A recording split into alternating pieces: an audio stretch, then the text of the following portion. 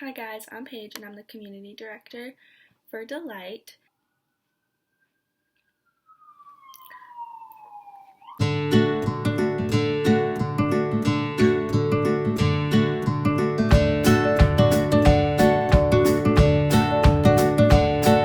So the book begins by asking us if we've ever felt like we had disappointed God after we messed up.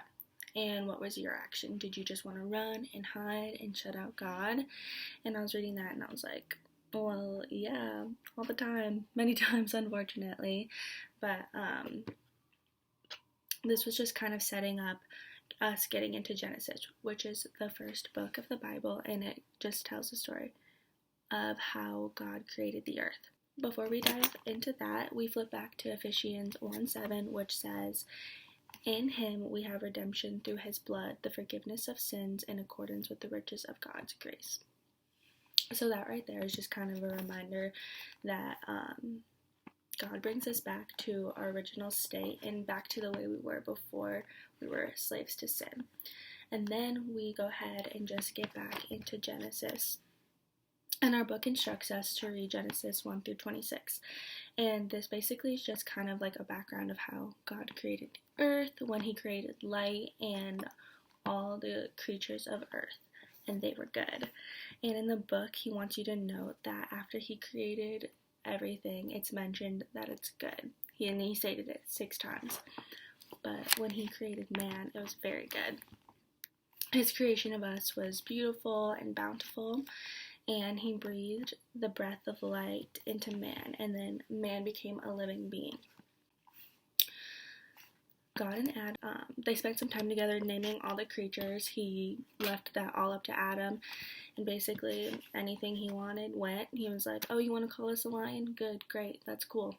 They pointed this out just to show you again, like, God's character, of how humble he was and how he wanted us to be a part of everything that he created and everything that was going on. So then after this, he casually puts Adam to sleep and then makes Eve out of one of his ribs. And I think in the book it's like he gave him a serious sleeping pill, which I thought was funny. So then God pretty much had one guideline for them, which was to not eat from the tree of knowledge of good and evil.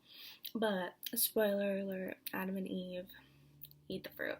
So Eve was tempted by the serpent in the garden, and then shortly after convinced Adam to do the same. So then when this happened, they noticed that they were naked, and then they ran and hid from God, and they covered their bodies with leaves. So a big part of this is that it's important to remember that when Adam made this mistake, God pursued him instead of hiding like Adam did. So he went to go find Adam and he said, where are you? And this wasn't like an angry where are you, it was like, where are you? Like, we meet here all the time, like, we spend so much time together, like, where you at, king? Like, what's going on? Anyways, I mean, it's so easy to turn away from God in a time where you messed up, but I think that it is really comforting knowing that he's going to pursue you, and his heart is always going to, like, be there for you. It's, like, super important to not feel shameful of your mistakes. Adam and Eve's shame drove them to cover up their bodies when they realized they were naked, but God's plan the whole time was for them. He wanted them to be naked. He wanted them to not be ashamed.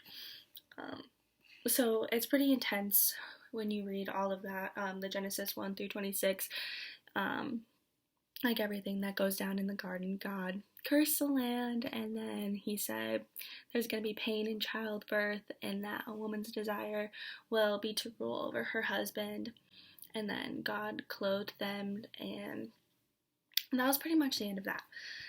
So, also the book asks you, do you see a God that's angry towards man? I know I already said this, but it just said that in God's kindness, he created coverings to conceal the point of Adam and Eve's newfound shame. So they had mentioned that this is a possible, like, foreshadowing that God would send his son to shed his blood for us to erase all of our sins.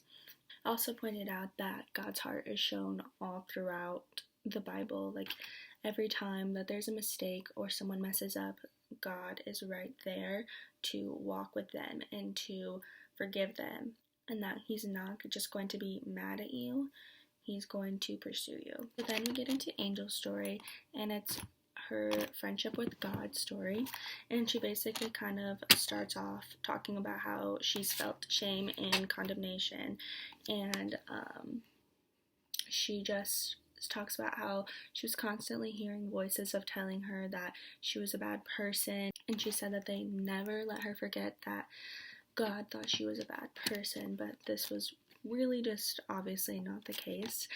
She said it was super toxic and she was unsure of how to get rid of this. But she then also speaks about how she fell into a really dark place. She was dealing with anxiety, comparison, insecurities, people pleasing, lust, porn, masturbation, and that she just accepted this as her life before she had met Jesus. Her sophomore year of college is when she met Jesus and kind of started her faith journey. She was struggling with her shame very deeply. She just always felt that God was angry with her and did not think that she was worthy and that he even liked her.